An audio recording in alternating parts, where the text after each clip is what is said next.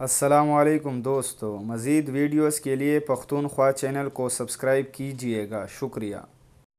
ریحام خان پاکستان تحریک انصاف اور اس کے قائدین پر تنقید کرتی رہتی ہیں اور عمران خان کی نجی زندگی سے متعلق بھی کئی باتیں کیے، جس پر پی ٹی آئی سے وابستہ سوشل میڈیا سیل یا کارکنان نے جوابی حملے کیے۔ تاہم تحریک انصاف کی طرف سے جواب نہ دینے کا فیصلہ کیا گیا، لیکن اب ریحام خان نے ایک مرتبہ پھر حیران کن اعلان کر دیا۔ تفصیلات کے مطابق تقریباً 20 لاکھ فالوورز والے ٹویٹر اکاؤنٹ سے الیکشن سے قبل اور الیکشن کے بعد تحریک انصاف کی قیادت کے خلاف ٹویٹ کرتی رہی، اور انہیں عالمی خبر رساں اداروں نے بھی عمران خان سے متعلق بات کرنے کے لیے مدعو کیا۔ ریحام خان خود بھی پاکستان کی دیگر سیاسی پارٹیوں کی طرح پاکستان میں ہونے والے حالیہ انتخابات پر انگلی اٹھا چکی ہیں۔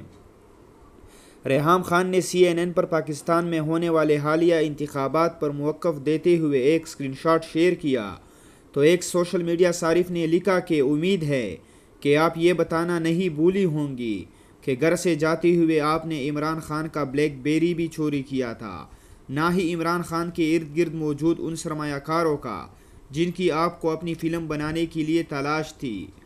قصہ مختصر، آپ ایک مفاد پرست ہیں۔